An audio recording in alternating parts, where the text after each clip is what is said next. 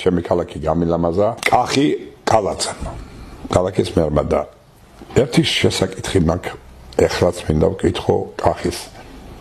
ესე გაასუფთავა ჩემი ქალაქი, ნაგავი გაიტანა სულთან. მთავარი ნაგავი როგორ დატოვა ლევან ბერძენიშვილი და ის არ გაიტანა. აი ეს მე გამოცანად მაქვს და საერთოდ მინდა ვთქვა ერთი რამ.